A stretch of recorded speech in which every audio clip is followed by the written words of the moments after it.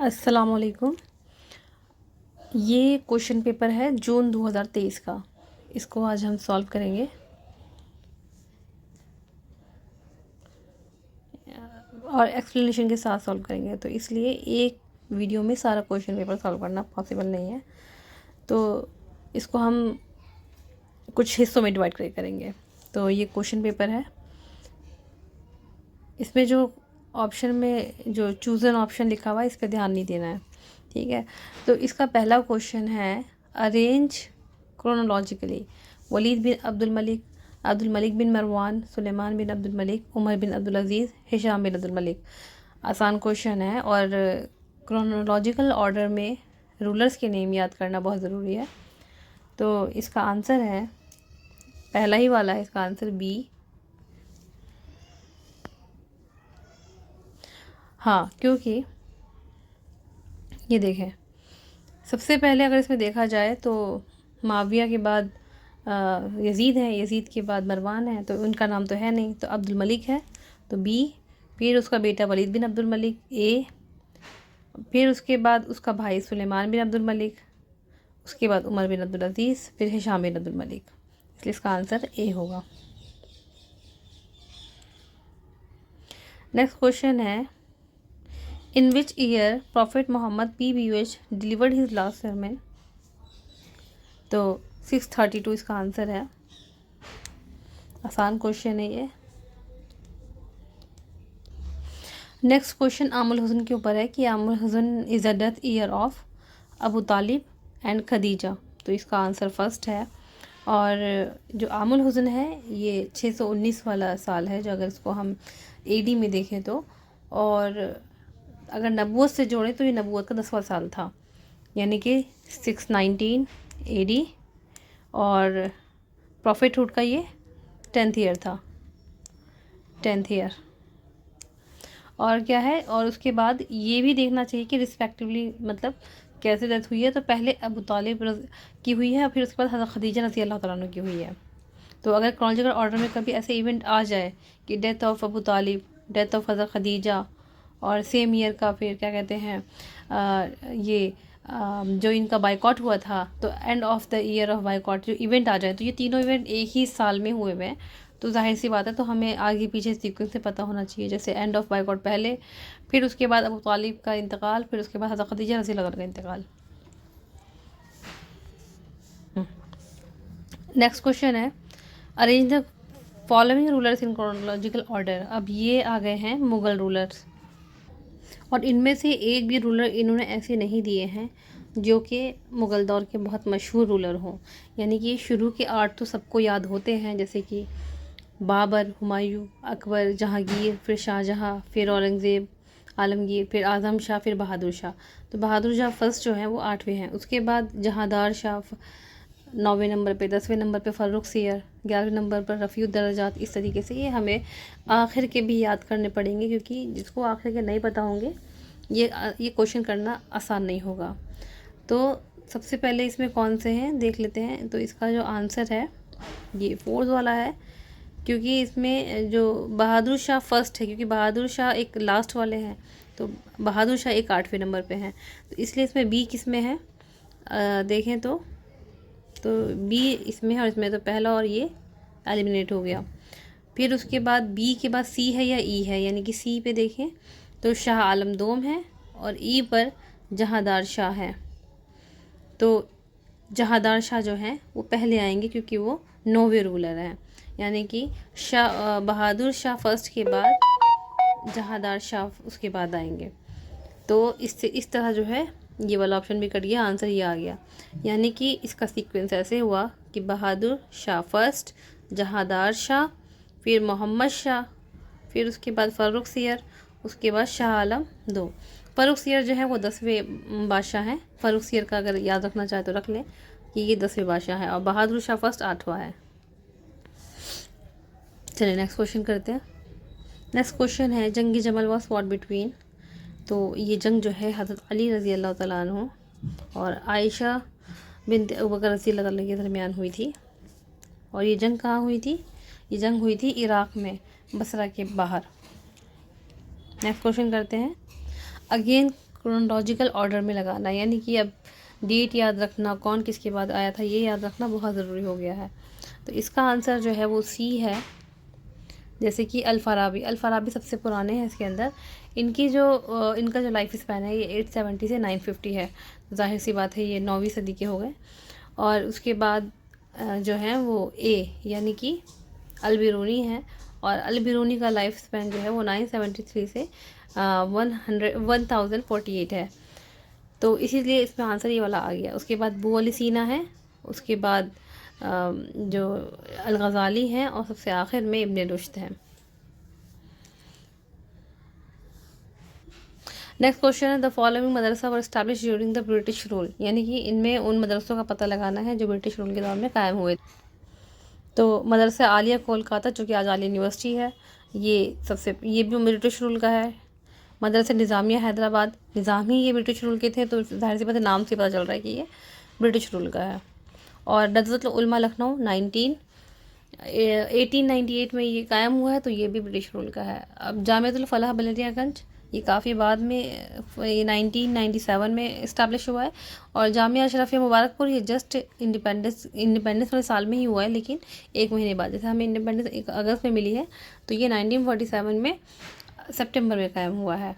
और मदरसा आलिया कोलकाता जो है ये 1780 में, और मदरसा निज़ामिया जो है ये 1876 में है। तो इसमें सबसे पुराना कौन सा हो गया? 18वीं सदी का हो गया मदरसा आलिया, और 19वीं सदी का हो गया मदरसा निज़ामिया। ठीक है, तो इस हिसाब से सही आंसर इसका कौन सा हुआ? A, B, C. Next question है which of the order among the following ascribed to Abu Bakr Siddiq Naqshbandi order. तो इसका आंसर है सी, ओनली। इस दफ़ा ओनली वाले क्वेश्चन काफ़ी आए थे। Which Islamic sect declares non sighting of God in the paradise. इसका आंसर है मुतज़िला। मुतज़िला कहाँ पर है? डी पे है, यानी कि वैसे इसमें कौन सा आएगा? तो पहला ऑप्शन आएगा, क्योंकि डी ओनली इसका आंसर है ना, तो इसलिए इसका आंसर होगा फर्स्ट, डी ओनली। अब ये देखें कैसा क्वेश्चन है ये, कि बंदा जो है वो हर तरह से बस मर जाए, यानी क्वालिफाई करने के लिए उसे एकदम अपने आप को लगा देना है कि अब यहाँ पे एडी के बजाय हिजरी पूछ रहे हैं। कोई एक तरह की डेट ही हम याद रख सकते हैं, अब यहाँ पे हिजरी पूछ रहे हैं, तो जाहिर सी बात है ये याद करने वाली चीज़ है। इसका आंसर ए है। तो जो इसके अंदर स्कॉलर्स दिए हुए हैं, इस्लामिक स्कॉलर्स दिए हुए हैं, उनकी डेट जो है आप लोगों ने हिजरी और ईसवी दोनों में ही याद करनी है। अनवर शाह कश्मीरी 1292, अब्दुल हई फ़रंगी महली 1264, अशरफ अली थानवी सी का सेकंड 1280, डी का थर्ड अब्दुल जलील बिलग्रामी 1071 हिजरी। नेक्स्ट क्वेश्चन है Mutah war was fought between. तो रोमन्स एंड मुस्लिम्स के बीच में लड़ी गई थी, तो इसका आंसर सेकंड है। द फर्स्ट वहीद prophet Muhammad was revealed in which Christian year. 610 में हुई थी, तो इसका आंसर क्या है? थर्ड है। ये भी आसान क्वेश्चन है। Who among the following brought the coin into use for the first time.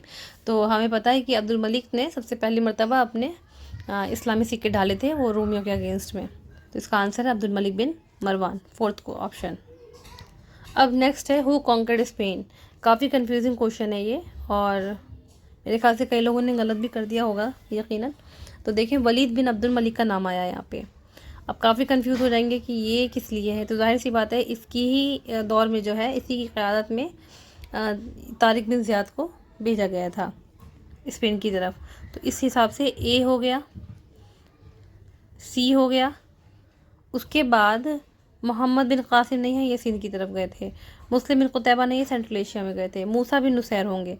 अब आप सोचेंगे मूसा बिन नुसैर ने तो अफ्रीका फ़तह किया था, इसका नाम कहाँ से आ गया? आगे चलकर मूसा बिन नुसैर जो है स्पेन चले जाते हैं, इनके बेटे वहाँ पर जाते हैं, इसलिए। तो इसका आंसर हो गया ए, सी, ई। ए, सी, ई लास्ट वाला फोर्थ ऑप्शन है इसका, ठीक है। और जब हमने स्पेन की फ़तह के बारे में पढ़ा था, जब स्पेन वाला चैप्टर पढ़ा था हमने फ्लिप केटी से, तो उसमें ये चीज़ हमने डिस्कस भी की थी कि मूसा बिन नुसैर जो है वो उधर गए थे। नेक्स्ट क्वेश्चन है खैरुद्दीन बैबर्स वर अपॉइंटेड बाय ऑटोमन एज। ऐसे ये बैबर नहीं है, बरबरूसा है। खैरुद्दीन बरबरूसा। ये एक नेवल कमांडर थे, तो इसलिए इसका आंसर सेकंड हुआ। और इनका नाम खैरुद्दीन बरबरूसा है, खैरुद्दीन पाशा के नाम से भी जाने जाते हैं, लेकिन इनका जो रियल नेम है वो खिज़र है। तो मे भी कभी पेपर में पूछ ले तो खिज़र इनका रियल नेम है। और इनको बरबरूसा इसलिए बोलते थे क्योंकि जो ये वर्ड है बरबरूसा, इसका मतलब होता है रेड बियर्ड, रेड बियर्ड, इसीलिए इनको बारबरूसा बोलते थे। तो कभी पेपर में बारबरूसा का ही मतलब पूछ लें तो बारबरूसा का मतलब है रेड बियर्ड। कभी आप अगर इसकी गूगल में फ़ोटो सर्च करेंगे तो आप नोटिस करेंगे कि इसकी दाढ़ी को जो है वो सुर्ख रंग का दिखाया हुआ है, तो इसीलिए ये बारबरूसा के नाम से मशहूर थे। और हाँ, ये एक नेवल कमांडर थे और ऑटोमन सुल्तान सलीम अव्वल ने इनको बेल बे का खिताब दिया था।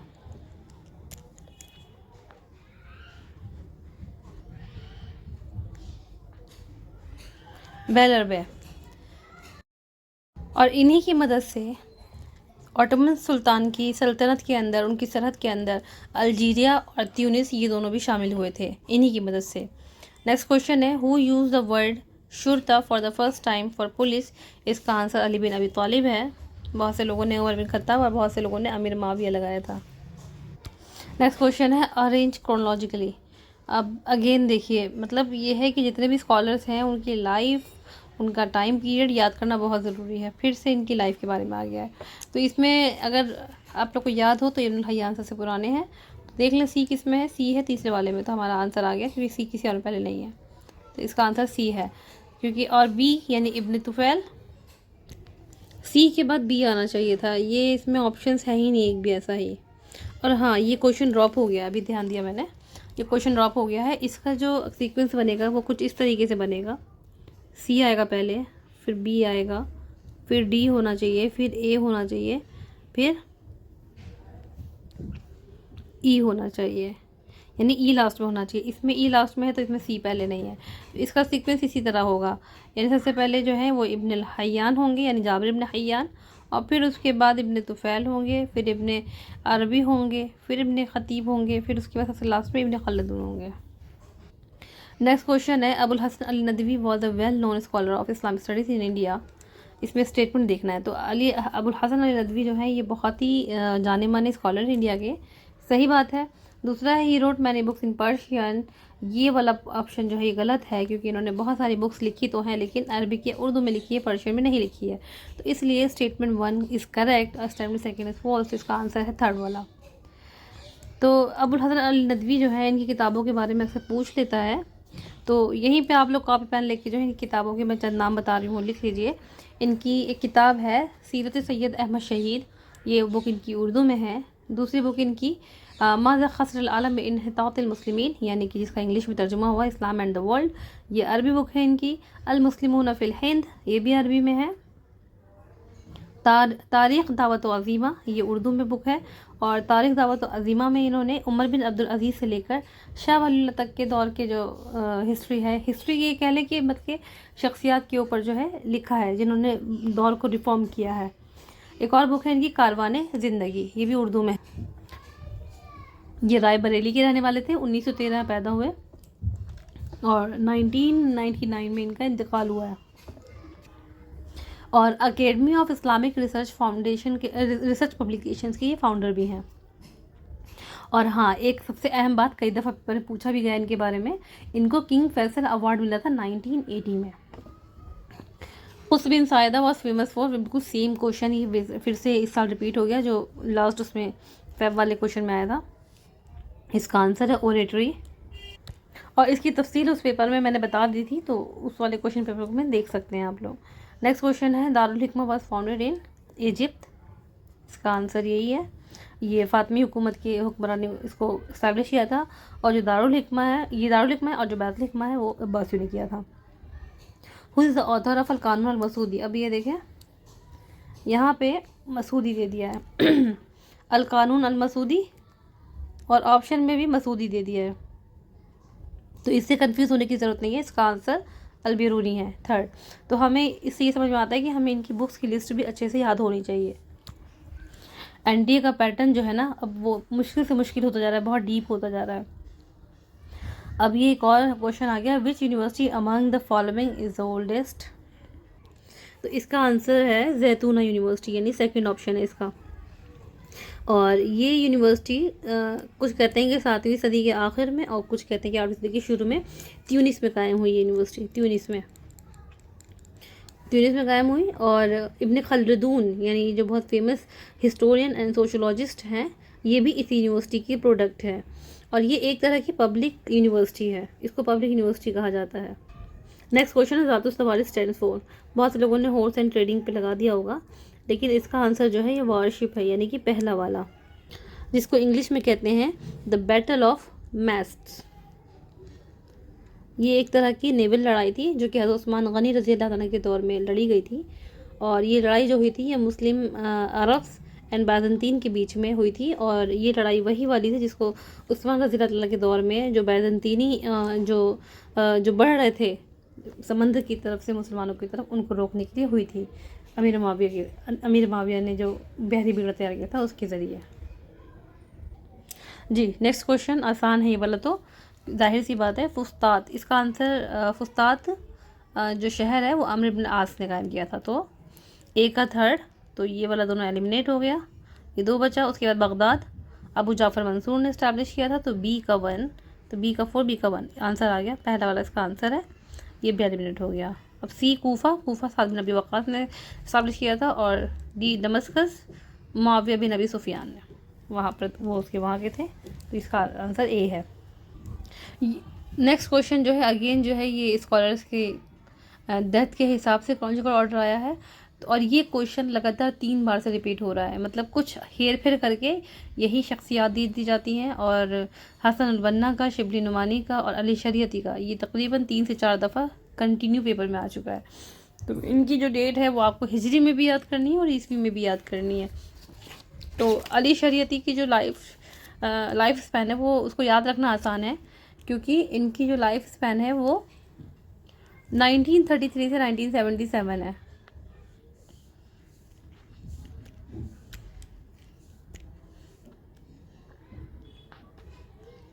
थर्टी थ्री तो 37 है इनकी, तो ये याद रखना आसान है। उसके बाद शिबली नुमानी जो है इसमें सबसे ओल्डेस्ट है, क्योंकि वो 1857 की बगावत के साल में ये पैदा हुए थे, ये भी याद रख सकते हैं। और कब से कब तक रहे, 1914 तक रहे। तो इसमें सी सबसे पहले, ये सी तीसरा वाला ऑप्शन है इसका आंसर, सी। हसन बन्ना का भी सबको याद रहता होगा, क्योंकि ये 1949 में इनको जो है फांसी दे दी गई थी। अबुल आला मौदूदी जो है 1979 ईरान की रेवोल्यूशन के टाइम पर। और रशीद रिज़ा जो है इनकी जो डेथ हुई है वो 1935 में हुई है। नेक्स्ट क्वेश्चन है who is the author of the book Ar Risala. तो इमाम अबू हनीफा, इमाम शाफी, इमाम मालिक, इमाम हम्बल, इमाम जाफ़र। ऑप्शन में है A C only, B only, C D only, D E only. तो आंसर है इसका बी ओनली, इमाम शाफी ने ही किताब लिखी थी। नेक्स्ट क्वेश्चन है which imam out of 5 has taken his last breath in jail. Imam Abu Hanifa के ऊपर ये क्वेश्चन लगातार तीसरी दफ़ा पूछा जा रहा है। इसका आंसर है ओनली ए। इमाम अबू हनीफा ने जो दम तोड़ा था ये इम्प्रिजन थे, यानी कि जेल में थे इमाम अबू हनीफा। तो पिछले क्वेश्चन पेपर मैंने इसकी वजाहत कर दी थी। अब ये क्वेश्चन नंबर 28 से इंशाल्लाह हम अगली वीडियो में डिस्कस करेंगे और इसी एक्सप्लेनेशन के साथ करेंगे। तब तक के लिए अल्लाह हाफिज़।